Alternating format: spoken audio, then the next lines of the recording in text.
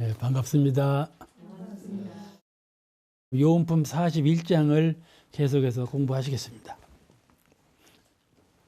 전 시간에도 내가 이 말씀을 드린 것 같은데, 도가의 명맥, 과거에는 스승이 계시고 제자한테 물리면 제자가 또 스승이 되고 또 제자한테 물리고, 이게 단전으로 쭉 해왔어요. 단전으로. 개인과 개인이 이게 법이 단전으로 전해져 갔어. 그래서 대임사님께서 앞으로는 그리 못한다. 사회도 그래요. 사회도 옛날에는 지도자 한 사람이 나라를 지도하고 세계를 인도해 갔어요. 지금은 그렇게 안 돼요. 한 사람이, 영웅 한 사람이 이끄는 시대는 다 지나가 버렸어요. 전체가 다 같이 공도자가 되고 이런 시대가 돌아오지 않았어요? 전체가 다 같이 공도자가 되는 시대예요. 가정도 그래요. 가정도 가부장이 내가 가부장이다 하고 이끌어가 봐요.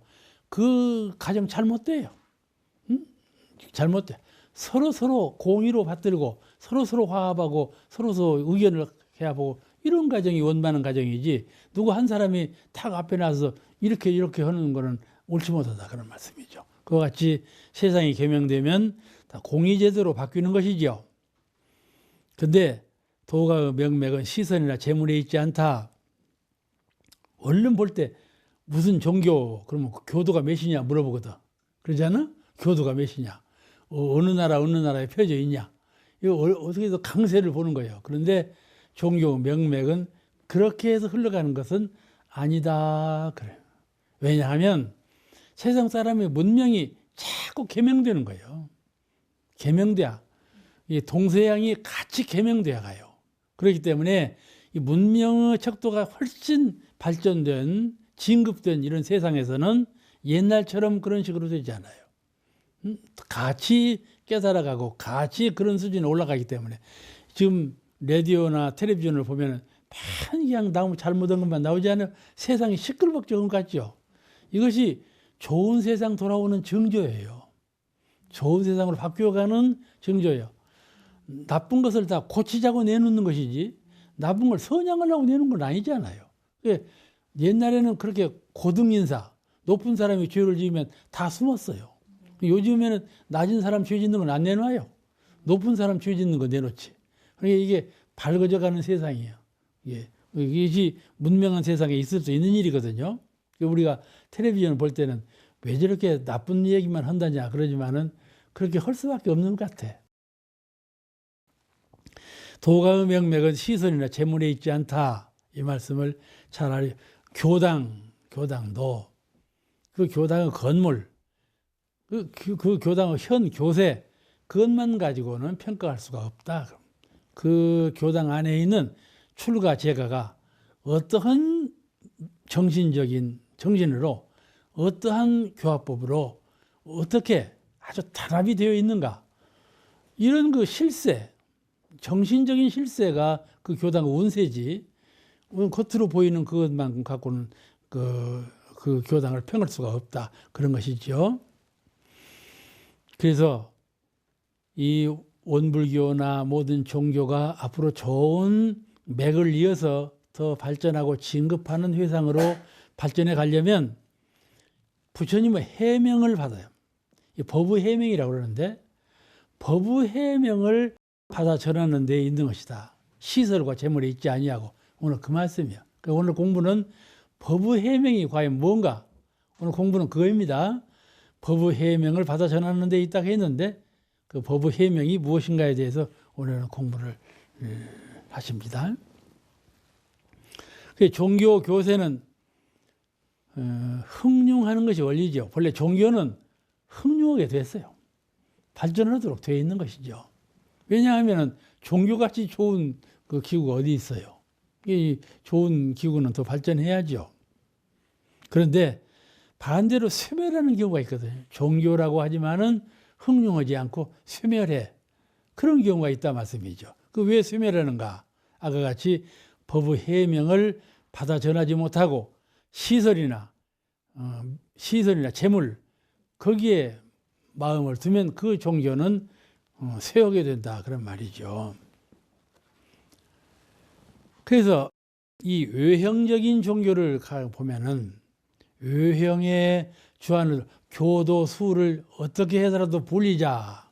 외형이에요. 어떻게 해서라도 건물을 대중 앞에 나타나게 지자. 어떻게 해서라도 경제력을 좀 확보하자. 이런 생각 가지면 그 종교는 그리 멀리 가지 못한다. 그런 말이에요. 그렇게 그런데 정신을 초점을 맞춰갖고 자꾸 이것만 해 나가려고 정신을 그리 쓰면 안 된다. 부처님께서 성령께서 주신 법의 해명이 있어. 법의 등불, 정신 혼불이 있단 말이에요. 그거를 받아서 전할 생각을 해야지. 그거를 전해야 그 종교가 잘 되는 것이지. 형물로 보이는 이것에 정신을 쏟아서 그걸 자꾸 불리려고만 정신 쓴다면 반대적으로 꼭 정신이 매해지게 되는 거예요. 재물이나 시선이나 이런 데 정신을 쓰면 반드시 그 내재해 있는 정신은 매몰되는 거예요. 이게 꼭 사실이에요. 그렇기 때문에 자연적으로 그 교조께서 이루신 법맥이 소멸될 수가 있다. 그런 것이죠. 이제 자꾸 전 인류 문명이 자꾸 진급하는 거예요. 옛날처럼 그렇게 안 있고. 지금도 문명이 중독이지요. 지금 세상이 이렇게 변하면 어떻게 변할란가 의심스러울 만큼 세상이 빠르게 변해요. 빠르게 변하지만은 이게 정신세계의 문명도 자꾸 개명되어 가고 있단 말이에요. 개명되어 가고. 전부 자기의 마음이 열려. 죄진 사람은 못 사는 것을 확연하게 알게 돼. 마음속에 거짓이 숨어 있으면 언제가 나타나고 무엇인가 죄를 행하는 사람은 반드시 쇠망한다는 걸 다 알게 돼. 세상이 알게 돼.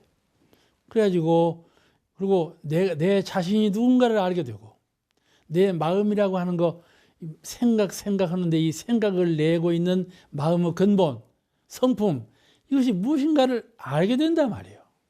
옛날에는 안으로 있는 자는 신부를 몰랐어. 마음은 그냥 있는지 없는지 몰라. 그냥 자기 얼굴만 하는 줄 알고 얼굴을 또닥거리고 그냥 야단 법석을 치고 그냥 여기다 칠탁을 치르고요. 그러지만은 마음 있는 줄을 몰라. 그 차차차차 갈수록 마음 있는 줄 알거든. 이것이 문명세계인 거예요. 문명세계라는 건 뭔 거지? 화려하게 발전되는 세상만 문명이 아니고 마음을 알게 된다 이 말이에요. 그것이 참 문명이에요. 자기 마음을 알게 돼. 그런 문명세계가 온다면은 그간의 그런 그 종교 개념은 차차 사라지게 된다. 그예요. 법의 해명이라는 것은 법의 해명을 전한다. 그런데 그 시설이나 재물이나 이런 데 있지 아니하고 법의 해명을 전하는 데 있다. 그러셨는데 과연 법의 해명이 무엇이냐 하는 것이죠. 법의 해명이 무엇인데 전하는 데 있다 하셨는가. 법의 해명. 법은 부처님께서 설하신 법이죠. 그죠? 진리요. 이론상의 진리. 이론상의 진리. 그게 법이요. 우리 원불교에서는 이론상의 진리뿐만 아니라 인생의 요 사은사요, 공부요 삼박팔조. 이 이론상, 사은, 삼합, 이 삼합이 되는 원리. 이게 법이요. 그죠? 원불교 법은 이 삼합, 삼위일체되는 법이란 말씀이죠. 법의 해명, 이 법을 가지고 내가 마음의 광명을 회복해. 이 정신의 빛을 살려냈단 말이에요. 꺼져가는 불을. 그 해명이에요. 아시겠죠? 법을 빌려다가 내 마음의 광명을 회복해서 빛을 얻었어. 해명, 그래 밝다 그 말이에요. 그 사람은 밝아. 심천, 마음 하늘이 밝아. 심법, 그 마음 쓰는 법이 밝아. 모든 것이 밝다 그 말이에요. 밝아. 그런 것을 지혜광명이라고 그래요. 지혜광명. 부처님의 지혜광명. 그런 부처님의 지혜광명을 회복해. 우리는 본래 부처님께서 등력, 법력을 얻었다 그러지만 사실은 회복한 거예요. 본래 우리는 광명이에요. 그런데 어두워졌을 뿐이죠. 그러니까 도로 회복하는 거예요.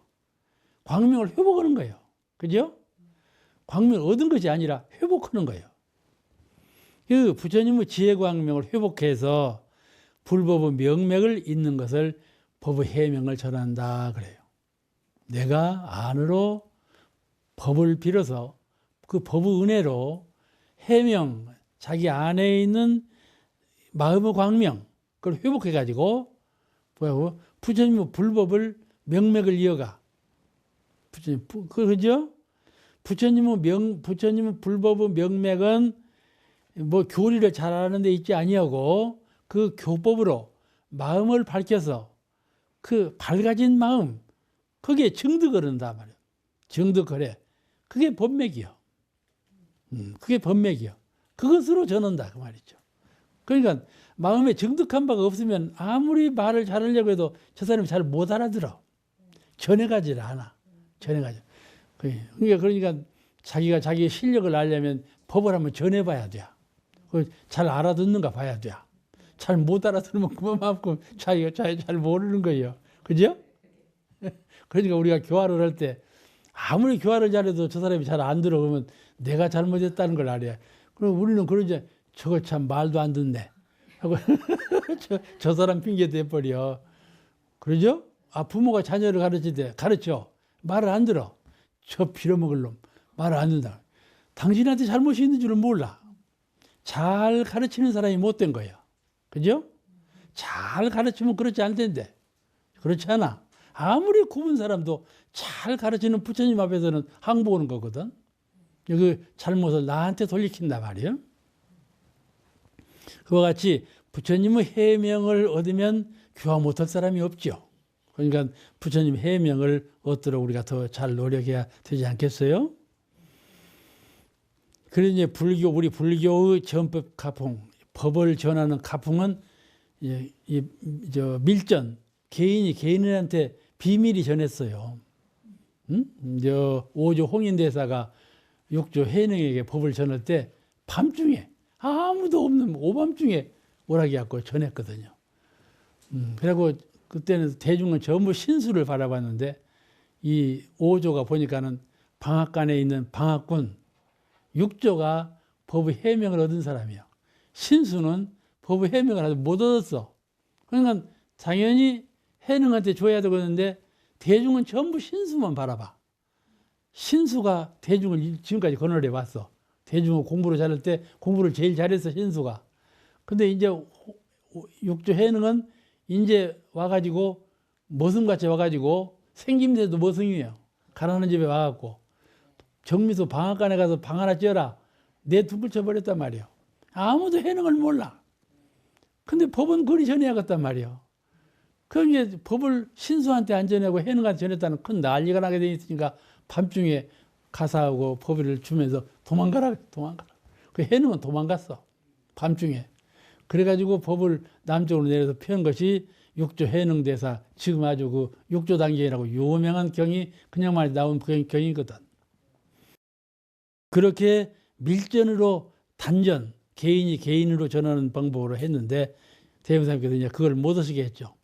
공전으로 내 법은 이론상 개성을 내시면서 내 법은 이 개성에 다 있다. 단전으로 전하지 않으니까 다 이렇게 공부를 차르라고 이렇게 부촉한 말씀이 나오지 않아요? 오조 홍인대사 때는요 3,000대중이 모았대요. 굉장히 큰 회상이 된 거예요. 달마 때는 달마의 법이 전해오거든. 달마는 양무지하고 뜻이 안 맞아갖고 토굴 속에서 9년간 닦았잖아요. 어? 그렇게 닦은 분이 달마요. 초조는 그렇게 생활했어. 혼자. 그런데 5조까지 가서 3,000대중이 불어났다니까. 근데 6조에 와서 끊어져 버렸어. 달마가 미리 그걸 알았어. 미리 내 법은 6조까지 간다. 하고 이제 거기서 끊어진다. 끊어진다는 말은 뭔 거지? 단전으로 그런 것이 끊어져. 개인 대 개인으로 전하는 것이 끊어지고 이제 그때부터는 공전, 전체한테 전해진다. 그 말씀을 하신 거예요. 이게 달마가 참 보통 분이 아니죠. 참 보통 분이 아니에요. 우리가 이 이론의 진리를 오득해서 널리 전파하는 일이 참 중요하지 않아요? 이론의 진리를 오득해서 그걸 법의 해명을 전하는 것이거든. 그러니까 늘 이론상을 떠나지 않는 심이요. 그냥 이론상을 체득해야 돼. 그래서 우리가 선을 닦는 거거든. 이 말로 듣고 해서는 잘 몰라. 그런가 보다만 하지. 근데 실제로 이론상을 체득하는 것은 선이 아니면 체득할 수가 없어요. 모든 생각을 쉬고 천지의 이 광대한 해명, 법의 해명과 이 천지 광대한 광명과 하나가 된 그 자리를 잘 체득해야 돼. 체득해야 돼. 이 대종사님 당대 이제 법장사 얘기를 좀 해야 되겠구만. 오늘 이것은 법장사 얘기거든. 법의 해명을 받아서 내가 이론상을 오득해가지고 항상 이론상을 전파할 수 있는 그런 그 불제자가 되라, 그런 말씀인데, 이제 그 법장사 자른 분 얘기를 좀 해야 할 것 같아요. 교당 우리 초창기에 이름을 얻은 몇 분 법장사가 있어. 법을 잘 팔아온 분이 있어. 그를 원불교 여성 그리고 걸작이라고 해갖고 3대 여걸이라고 그래요. 3대 여걸 세 분이 있는데 그 중에 한 분이 일타원 박사시와님이야. 일타원이니까는 보포가 좋지 않아? 다 타원 보포 탔지 않아요? 근데 그 일타원이요. 그러니까는 제일 좋은 보포를 탄 분이 사시와님인데, 박사시와님은 16대 모친이 돌아가셨대. 모친 돌아가시면은 그 인생 항로가 험해지지 않아요? 가난해지고 핍박받고 그러는 것이죠. 그게 어떻게 살까 걱정하다가 이제 원불교 회상에 와서 이제 법을 펴는 최선의 열정을 다 썼던 분이에요. 예, 그래도 그 효 어머니가 돌아가셨는데, 돌아가시기 전에 편찮으시니까는 당연히 손을 끊어서 그 나오는 피를 어머니에게 먹였어. 하고 어머니가 기적으로 살아났어. 그런 분이 이 사시와님이요. 그런 분이 이제 대종사님 문화에 들어온 게 된 거예요. 어머니 돌아가시고 가산이 기울고 그러니까는 어려워질 것 아니겠어요? 그리고 싹바느질을 했어. 그 싹바느질로 이제 생계를 유지하고 이런 생활을 하셨다 그래요. 그래도 대종사님 문화에 들어온 후로는 구타원님 계시잖아. 구타원님도 이 인연으로 들어오신 분이고, 동진화님, 육타원님, 동진화님도 이 인연으로 들어오신 분이고, 아주 우리 원불교 여성계에 아주 출중한 어른들이 이 박사시와님 인연으로 들어오게 됐어요. 그만큼 이게 속에 열정이 있어야 하는 거야, 사람이. 그러잖아요? 열정이 어디서 나오냐면 이론상을 깨달을 때 참나이신 신불 이론상, 이론상이 나로구나 하는 것을 깨침으로써 그런 그 복받치는 솟아오르는 힘이 나지 않아요. 그런 그 힘으로 하니까는 통하는 거예요. 그렇잖아요? 통은. 그래서 그렇게 그 훌륭한 분들이 다 입교를 해가 들어오셨죠. 그래서 대종사님보다도 26살이나 나이가 높아. 그런데 대종사님을 다 시봉을 잘했어. 대종사님을 그냥 생불림 이렇게 시봉을 그렇게 지극히 잘했는데, 일대 내에 그분이 몇 명을 입교시켰냐 하면은 일대 내에 575명을 입교시켰어. 또 이타원 장적조 어른, 우리 어릴 때 많이 배웠던 어른인데 혼도 많이 나고 우리를 막 어떻게 막 회초리를 들고 막 쫓아다니면서 혼을 내는지. 우리 저 기러기 때 날아가듯이 우리 어린이들 그룹 있잖아요. 막 전부 모으는 거야. 양떼처럼 어디서 놀다가 이타원님만 오시면 막 도망가. 떼구름으로 도망가. 그런 기억이 나는데, 그런 적조님이 꼭 여자이면서 남자예요. 아주 기질적으로는 남자 기질을 타고나신 분이에요. 부산에서 결혼 후에 아들을 뒀다가 남편과 뜻이 안 맞아서 나와버렸어. 아들은 둘이 있어서 근데 남편하고 뜻이 안 맞아. 그 남성 기질에 도저히 맞춰서 살 수가 없어. 그냥 나와버렸어. 나와버리고 찾아간 것이 이제 생불림 말씀을 듣고 찾아간 것이 여기요. 봉래산 계실 때 대종사님을 찾아가 배운 거예요. 그래가지고 아주 부유한 분이었어요. 장적조 할머니 부의원까지 태어났던 분이었어요. 근데 그냥 산에 가서 나무에다가 그 나무로 불 떼서 대부사님 진지해드리고 그렇게 혈심으로 받들었어. 모든 걸 희생하고 받들었어. 집 질 때는 그냥 같이 목수가 되고 토수가 되고 집 짓고 이런 일을 다 했어요. 그리고 이제 이 제법성지에 떠나서 이제 총부로 오셨잖아요. 총부로 오실 때는 금강리에 계셨거든. 금강리에 계신 거 야 눈에 써넣고 막. 그렇게 했어도 그때만 해도 270명을 입교시켰다 그렇게 지금 기록에 나와 있어요. 270명을 입교시켰다 그렇게 기록이 되어 있어. 그 입교자 중에 누가 있는 거니? 서동풍 서중환이라고 아까 내가 얘기했죠. 이 총부 건설할 때 제일 핵심 인물이 서중환님인데 그러니 그 장적조님 이렇게 입교가 된 분이야. 그렇게 입교를 했어. 왜 입교했는 거니? 장적조님 하는 걸 보면 참 헌신적이야. 그냥 하나도 사가 없어. 그런 걸 보고 아주 감동을 하고 입교를 한 거죠. 뭐 다른 걸 안 보고 입교를 했어. 또 이 장적조님은 이타원님은 꼭 거기서만 하지 않고 부산에 가서 이제 교화를 하는데 당연히 고향이 거기니까 그 저 훈타원님 계시죠? 양도신 종사님 아버님. 그런도 거기 때 이타원님 덕으로 입교하시고 원불교 큰 주역들이 다 되지 않았어요? 이런 일들을 다 해요. 이분이 기계가 장대하니까 가만히 있들 못해요. 어딘가에 가야 돼. 꼭 남성 중에 남성이라니까 몸만 여성이지 성격은 남성 중에 남성이에요. 그래가지고 만주까지 갔어. 호를 단신으로 만주 가서 장춘에다가 교당을 만들었어요. 그리고 사진 한 장이 있대요. 사진 한 장이 어떻게 용케 남아 있어. 그리고 법사까지 초청하려다가 동란이 나가지고 전쟁이 나버렸죠. 삼타원 최도환님도 말씀을 해야지. 최도환님은 누구냐 하면 대산종사님 이 법으로 오시도록 인도 오신 분이니까는 더 유명하단 말이에요. 이 세 분 역을 가운데 최도환님인데 7세 때 부친상을 당했다고 그래요. 이제 결혼 생활에 고민하던 중에 자살을 하려고 그랬대요. 7세 때 부친을 열었는데 결혼 생활을 했어. 근데 결혼 생활이 불행해요. 그리고 자살하려고 했어. 근데 그 자살하려고 방중물에 뻥 빠져버렸어. 근데 그때 여자 스님이 멀리서 그걸 봤어. 하고 막 쫓아와서 살려냈어. 살려내니까 어쩔 거야. 그 살려낸 여성을 따라가서 중이 되어 버렸어.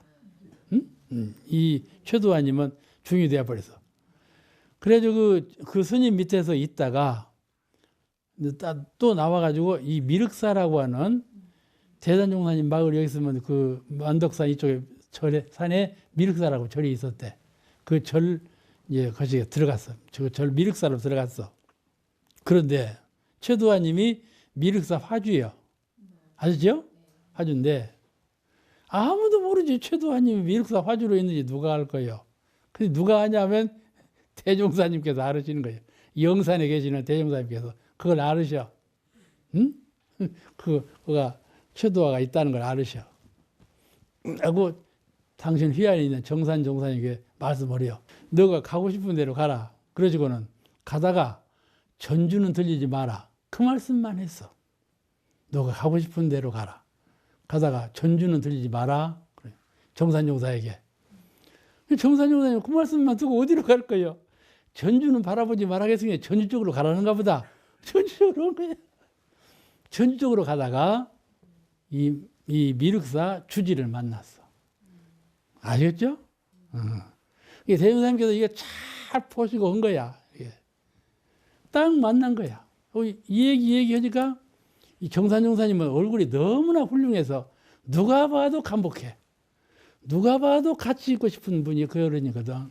미륵사 주지가 대화하면서 감동을 했어. 우리 절로 가십시다. 그런 거야. 미륵사 주지하고 이제 그 같이 생활을 하니까 최도환님이 그 화준이가 왔다 갔다 할 것 아니에요? 왔다 갔다 해요. 하고 화준이가는 이게 정산종사를 만나게 됐는데 한눈에 그냥 반해버렸어. 안 해버렸어. 그냥 모시고 싶은 마음이 간절히 나버렸어.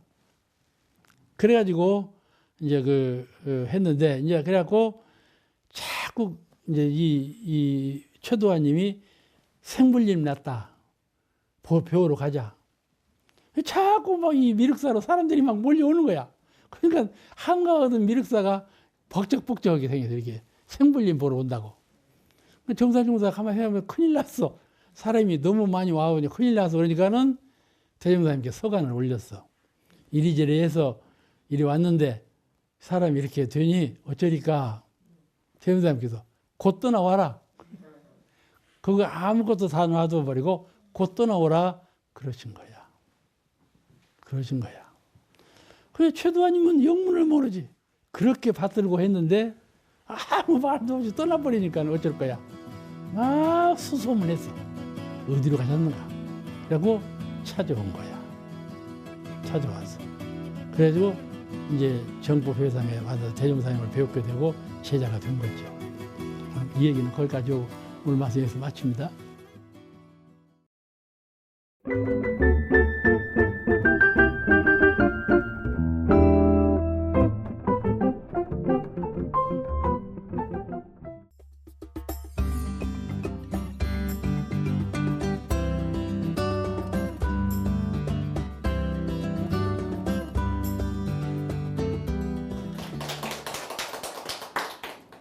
반갑습니다. 네, 오늘 공부는 요은품 제42장을 공부하시겠습니다. 참자유라는 말씀을 쓰셨어요. 참자유. 우리는 그냥 자유라고 하지 않아요? 참자유하고 자유하고는 의미가 조금 다른 것 같아요. 참자유를 얻는 사람은 방종을 절제한다. 자유자재하는, 자행자지하는, 자유자재가 아니라 자행자지하는 그런 방종한 심행을 절제하라. 그래야 자유가 돌아온다. 남한테 구속을 주고 언행이 이 절도에 맞지 아니하면 그 돌아오는 것은 나에게 자유를 박탈해가고 구속을 주기 때문에, 그렇기 때문에 방종을 먼저 절제해라, 그런 말씀인 것 같아요. 또 큰 이익, 우리는 세상을 살 때 이익을 쫓아 살지요. 이익이 없으면 살 수가 없으니까. 그런데 그 이익 가운데에서도 큰 이익이 있다, 그런 말이죠. 자유 가운데에서도 참 자유가 있고 이익 가운데에도 큰 이익이 있는데 그 큰 이익은 사욕을 살을 버리는 데에서 원하니라. 그러니까 그러므로 계율을 철저히 지키고 30계문 계율을 빠짐없이 철저하게 지키고 공심을 공도 선행하는 공심을 양성하는 데 더욱 힘쓰라, 이렇게 부탁하신 말씀이에요. 우리 인류는 역사상 본다면 이 자유를 위해서 많은 피를 흘렸어요. 저 억만 이상 되는 사람들이 다 희생을 당하고 그렇게 그 역사가 그렇게 되어 있지 않아요? 이런 그 정치적 자유, 사상적 자유, 생활에서의 자유, 모든 면에서 속박을 받는 그런 그 사람들이 절규하죠. 이렇게 부자유스러워서 살 것이 무엇이냐 하고 자기 생명을 바쳐가면서 자유를 얻으려고 투쟁을 해왔다, 그런 말이죠. 그래서 우리가 지금 자유천지에 사는 거예요. 그런 많은 사람들이 앞에서 정치하고 정치에게 항거하고 권력층에 항거하고 부조리층에 항거해가지고 거기서 자유를 얻게 된 것이죠. 그래서 많은 자유를 향유하고 살지만 지금도 홍콩 같은 데 보세요. 아주 부유한 사람들이거든. 홍콩 사람들은 부유해도 지금 자유를 절규하고 막 나서지 않아요? 이런 사람들이 모두 투옥되고 감옥에 들어갔어.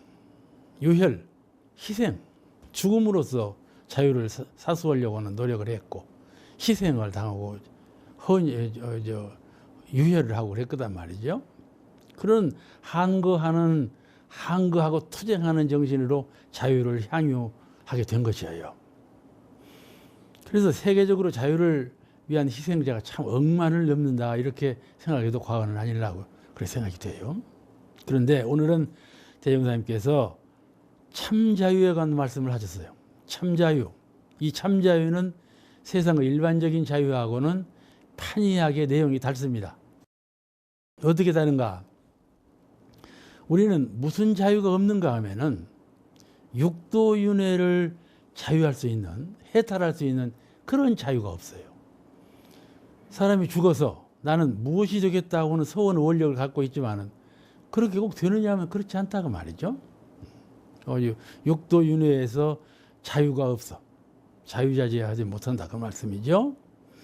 그러니까 수도인이라는 것은 꼭 어디 경계를 피해서 절의 스님처럼 똑 떨어져서 나가서 수행하는 그분만 수도자가 아니고 제가 생활하는 모든 교인이 다 수도자예요.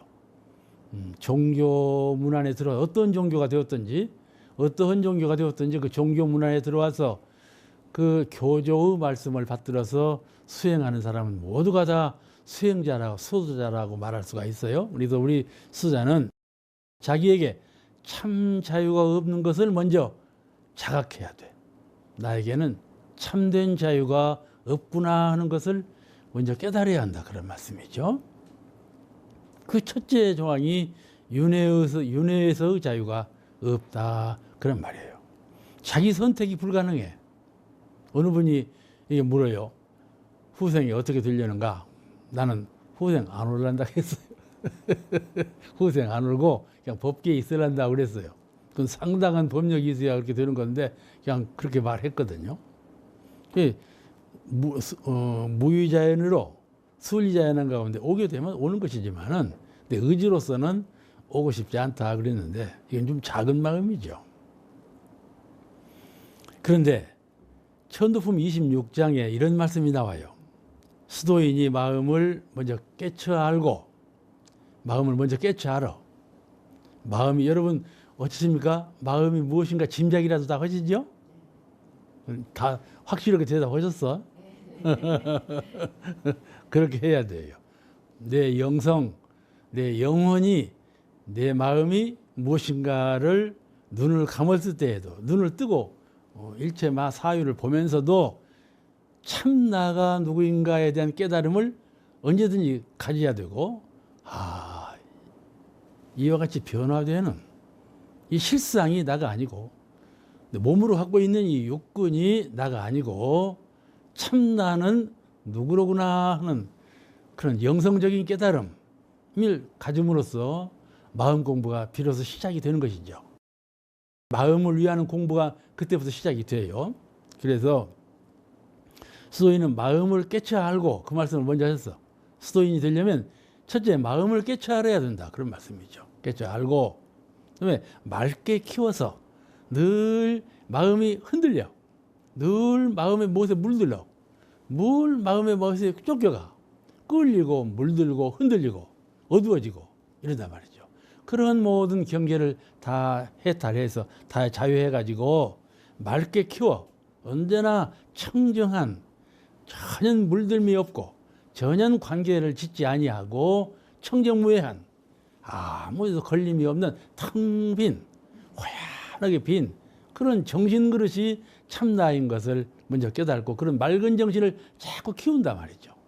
그러니까 내 마음이 어디를 염착하더라도 염착을 딱 끊고 물들지 않는 마음을 회복하고 내 마음이 어디로 끌려가더라도 끌리는 것을 딱 끊고 끌리지 않는 마음을 회복하고 이렇게 삼독심이 일어나도 그 삼독심을 제거하고 어떠한 삿된 마음이라도 전부 다 제거해서 본래 마음을 차차차 키워 올린단 말이죠. 그 맑은 영성을 키운다 그렇게 말을 해요. 첫째 마음이 무엇이 마음을 깨닫고 그 깨달은 마음을 자꾸 맑게 키워서 그런 말씀을 하셨어요. 그럼 맑게 키워서 무엇을 하자는 것이냐? 허공법계의 주유함, 그 영단을 이루어. 마음을 맑게 키우면 영단을 이루어. 아시겠죠? 영이 위력을 갖춰. 영이 광명을 회복하고 그걸 영단을 이뤘다 그래요. 광명을 회복하고 위력을 갖추어서 자유자재할 수 있는 힘을 가졌어. 알겠죠?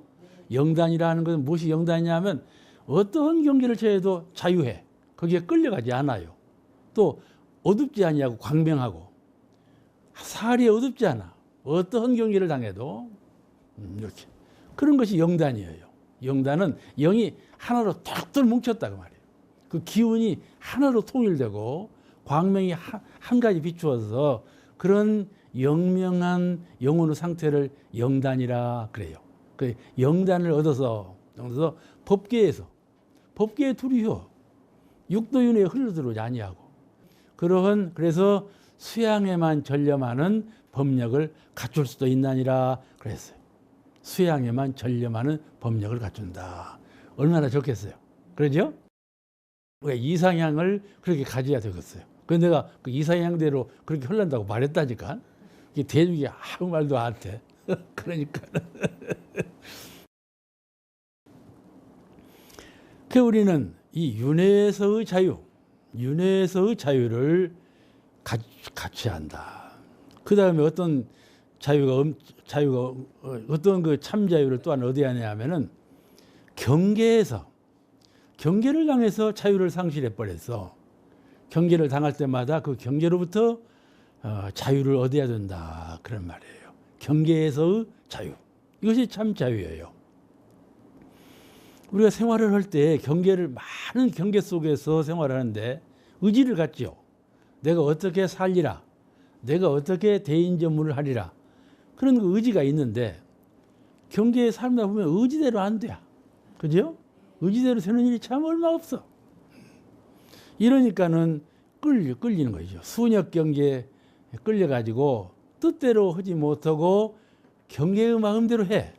타력의 마음대로 해. 그렇게 그냥 되어지는 삶을 사는 경우가 허다히 많아요. 이 순역의 경계가 끊임없이 우리에게 돌아오고 있는데 이 경계에서 구속과 마장이 초래되거든요. 그 경계로 인해서 내가 구속돼야. 또 그래서 일이 뜻대로 안 되고 마장이 생겨. 그죠? 구속과 마장이 일어나. 이것이 바로 마음이 경계를 당해서 자유를 얻지 못했기 때문에 이런 일이 일어나거든요. 그 마음의 참 자유를 얻은 분은 경계를 당할 때에도 구속을 받지 않아.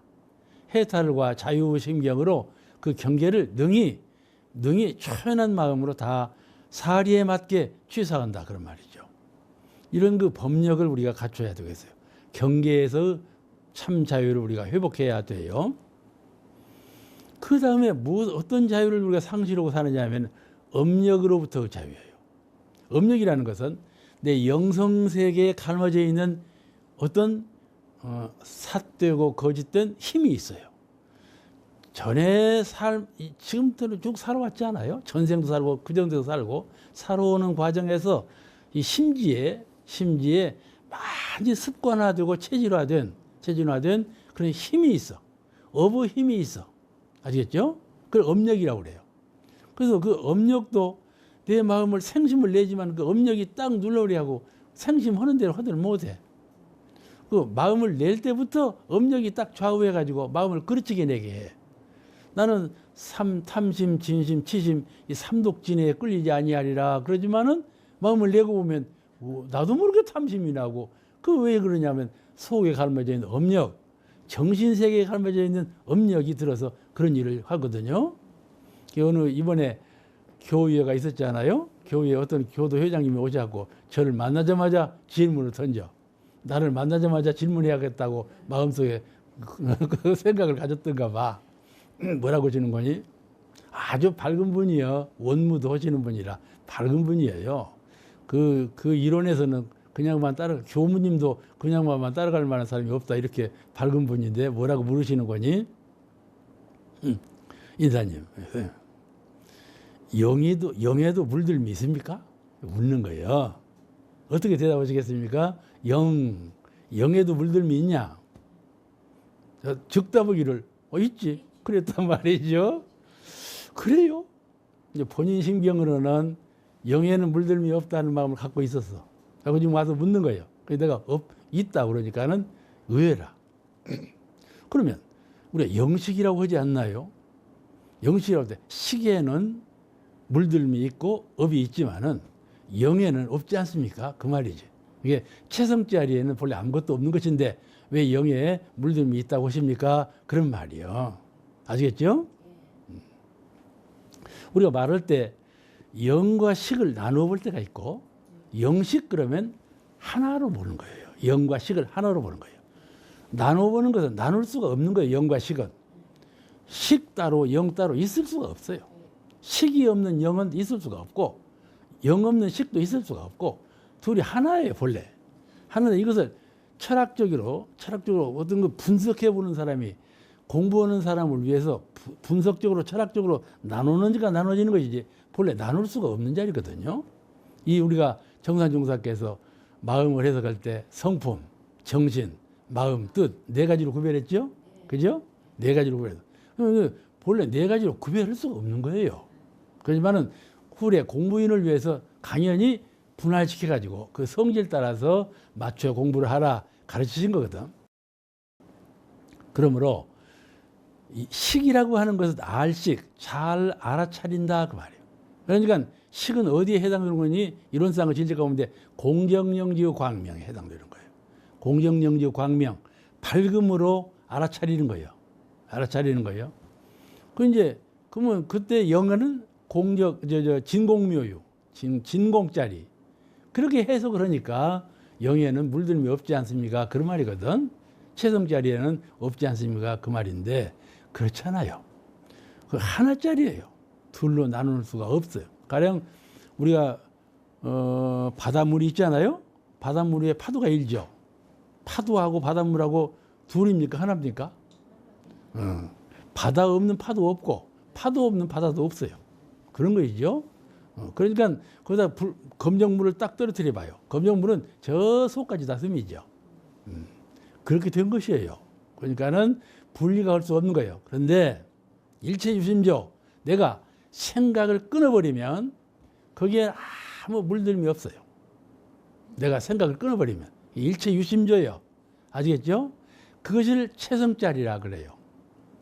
내가 아무런 생각이 없는 돈공의 자리에 마음이 돈공의 자리를 관조한다.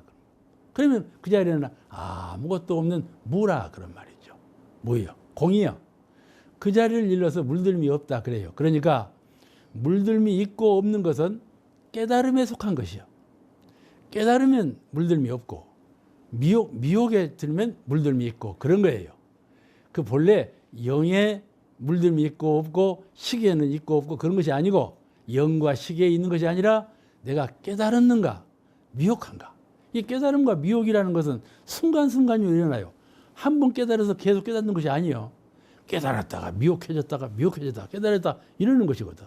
그 깨달았을 때 그때는 무명업장이 없다 그런 말이에요. 그게 돈오돈수라는 말이 그래 나오는 말이거든요. 오늘 좀 어려운 숙제지만은 그냥 지나가는 말로 들어두세요. 이것이 업력의 큰 이걸 익혀요. 깨달으면 업력이 작용을 못하지만 미혹하면 업력이 속에서 작용을 해요. 그러니까는 어떤 일을 취사할 때 미혹한 마음으로 대응하면 삼독심이 일어나요. 깨달은 이론상 마음으로 깨달은 정신으로 온전하게 대하면 삼독심이 일어나지 않아요. 그러니까 경계를 업력으로부터 자유. 이것이 참 자유예요. 아시겠죠? 우리는 그 생활에서 자유만 자유인 줄 알지만 사실은 그 정신세계에서 업력으로부터 자유를 얻는 것이 마음의 큰 참된 자유다. 그걸 잘 명감해야 진정한 수도자가 되는 거예요. 그 우리 구속과 장애를 준다. 우리 보통 그 생활에 구속과 그러죠? 저 사람은 나를 자꾸 핍박을 하고 억압을 하고 구속을 준다. 이렇게 느끼는 분이 있죠? 특히 며느리들은 시어머니를 밖에 시어머니 모시기를 싫어요. 시어머니는 저쪽 사시라고 우리 일 살란다고 그러거든. 요새는 시어머니들도 며느리하고 같이 안 살란다 근데 나는 나대로 살란다. 그런데 이제 반작용이 일어났어. 그런데 나는 그런지도 모르겠지만 그런다고 해요. 그런데 이것이 마장과 장애를 준다 말이죠. 그런데 이런 장애라고 하는 것은 그 뿌리가 어디서 나왔냐 하면 업력에서 나온 거야. 아시겠죠? 내가 어떠한 위치에 살고 있든지 그 사람의 정신세계에 업력이 소멸되었다면 깨달음을 얻어서 이론상에 대한 신앙과 수행의 힘으로 깨침을 얻어서 깨달은 정신력을 갖추고 있을 때에는 그런 업력이 작용을 못해. 내가 저 다른 환경, 다른 사람으로부터 핍박을 받지 않는다 그런 말이에요. 그러겠죠? 저쪽에서 핍박을 주어도 내가 핍박을 받지 않아요. 내가 능히 자유롭게 그 핍박하는 것에서 경계를 자유 경계로 돌려놓는다. 그런 능력이 생긴다. 그게 우리가 아침 새벽에 좌선을 하고 연부를 하고 기도를 하고 교전봉독을 하고 하는 이유가 무엇이냐면은 그런 업력으로부터의 자유. 이걸 회복하기 위해서 공부하는 거라고 말이죠. 이런 공부를 안 하면 아무리 하려고 해도 되지 않아. 오늘 여러분께 듣고 실제로 가서 해보려면 안 돼요. 실제로 자기가 선을 닦고 연부를 하고 주문을 외우고 독경을 하고 자꾸 이러면서 이 심령을 키워야 하고 심령을 밝혀놔야 이 대처하는 능력이 생기지. 그렇지 않으면 대지 능력이 상실되어서 없다 그런 말이죠. 네 번째는 생사에서의 자유예요. 생사가 큰 고비죠. 생사에서 고비. 이 자유, 이것이 참된 자유이다. 생사를 마음대로 할 수 있는, 생사에 집착하지 아니하고 마음대로 할 수 있는 이런 생사 자유를 얻어야 진실한 자유를 얻었다 이렇게 말할 수가 있는 것이죠. 이것을 생사고락의 멍해라고 그래요. 멍해가 뭐예요? 그러지 이저 머리통에다 둘러 씌운 것이 멍해요. 왜 멍해를 씌우느냐 하면 사람 말대로 시키려고, 사람대로 뜻대로 시키려고 멍해를 씌워놔. 그리고 일을 시켜. 멍해 쓰는 것은 일을 시키는 거예요. 그게 멍해 가짜예요. 우리 영가라고 그러잖아요. 영가, 가는 멍해 가짜예요. 그러잖아요. 멍해를 썼어. 사람, 이 영이 멍해를 썼다 그런 말이죠. 그 멍해를 벗어나 버려야, 생사고라 그 멍해를 벗어나 버려야 한다 말이죠. 그 멍해가 무엇이냐면 무명이에요. 그 12인연 가운데 제일 첫 조항이 무명이거든. 무명으로부터 시작한다. 무명이 뭐냐면 깨침이 없는 마음이요. 늘 깨달아요. 깨달음을 한 번 하는 것이 아니라 항상 깨달아. 하고 이론상으로 돌아와. 늘 이론상으로 돌아와. 늘 이론상을 모셔야 한다는 말이에요. 그걸 큰 행복으로, 큰 자유로 느낄 수가 있어야 돼. 이 이상 행복이 없단 말이에요. 이론상을 자기가 10년 가운데 섬길 수 있는 그런 순간, 이론상을 여의지 않는 그런 심령, 이것이 가장 큰 행복이라는 것을 잘 철저히 깨닫고 수행자가 되어야 되겠어요. 그래서 대무사님께서 참 자유는, 이러한 참 자유는 방종을 절제하는 데서 온다. 우리가 이론상의 참 자유는 수양을 많이 하면 얻게 된다 그렇게 생각할 수가 있어. 수양을 많이 하면 정신적인 자유를 얻는다 이렇게 생각할 수가 있는데, 여기서 말씀하신 것은 그보다는 더 차원이 높아. 어떻게 말씀하시는가 하면 방종을 절제하는 데서 온다. 그 말씀이에요. 수양을 잘해서 온다가 아니고 방종을 절제하는 데서 온다. 그 말은 계물을 철저히 지킴으로써 오는 것이다 그런 말이에요. 아시겠죠? 내가 짓는 바, 실제로 짓는 바를 잘 지어야 거기에서 자유가 오는 것이다 그런 말씀을 하셨어요. 수양을 아무리 많이 해놓고도 지을 때 함부로 해봐봐요. 절대로 멍이가 벗어지는 날이 없죠. 이 방종이라는 말은 계행을 지키지 않고 자행자지하는 것을 방종이라 그래요. 그래서 정전의 좌선법에서는 선을 닦으면 마음의 자유를 얻는다 그랬어요. 선을 닦으면. 아시겠죠? 마음의 자유를 얻는다. 여기서는 마음의 자유라는 말씀이 아니고 참 자유라고 그래요. 그러죠? 마음의 자유를 가르칠 때하고 참 자유를 가르칠 때하고는 뉘앙스, 좀 차이가 있어요. 그것인 것 같지만은 조금 차이가 있어. 뭐냐 하면은 계행까지 잘해서, 수양을 잘해서 마음의 자유를 회복하고 그 회복한 마음으로 계행, 모든 경계를 잘 대고 거기에서 매어지 아니해. 경계에 매어지 아니해. 항상 자유심경을 잃지 않는다 그런 말씀이죠. 그럼으로써 참 자유를 얻게 되나니라. 수양을 통해서 마음의 자유를 회복하는 데 그치지 아니하고 모든 경계를 적응할 때에도 그 자유심경이 늘 활용을 해. 그래서 이 활용해서 얻어진 그 자유야말로 참 자유니라 그런 말씀이에요. 여기서 참 자유라는 것은 방종을 하지 말라. 계문을 가벼이 알고 가벼이 알지 말라. 그런 뜻이 담겨져 있어요. 그러니까 계행까지 철저히 해야 완전한 그 자유해탈을 얻는 것이죠. 그 다음에 두 번째, 큰 이익은 사욕을 버리는 데서 온다. 그러셨어요. 참 자유에 관한 말씀이 있고 큰 이익에 관한 말씀이 있는데 큰 이익은 사욕을 버리는 데서 온다.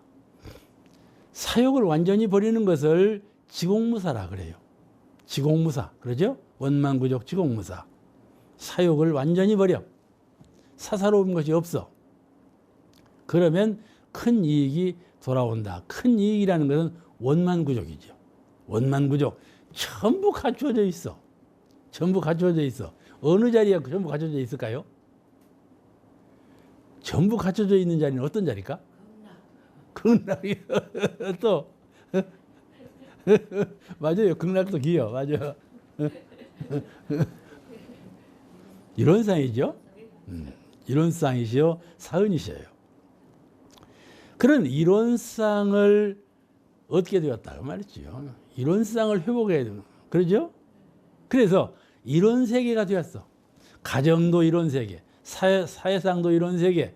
내가 육도인의 어느 곳에 가더라도 이론상을 전개할 수 있는 법력을 갖췄다. 이같이 큰 이익이 어디 있겠어요? 그죠? 이같이 통넓은 확연히 열린 그런 아까 말씀드린 대로 낙원세계. 낙원세계가 어디 있겠는가 그 말이죠. 큰 이익이라는 건 그런 세계죠. 그러니까는 사사, 이거 어디서부터 오느냐면 사사를 버려야 한다. 그럼 사심을 두고는 이런 세계에 들어갈 수가 없어. 섭을 지고 불 속에 들어가는 것이죠. 그건 안 돼. 안 되는 일을 말해야죠. 이것을 우리 대산종사님께서 대공심 마음을 크게 비워라. 그래서 크게 공변된 마음을 내라. 이 대공심이라야 원만구족 지공무사한 그런 세계, 원만구족 지공무사한 그런 심경을 갖출 수가 있기 때문에 이렇게 주장하신 말씀이 아닌가 싶어요. 오늘 말씀 여기서 마치겠습니다.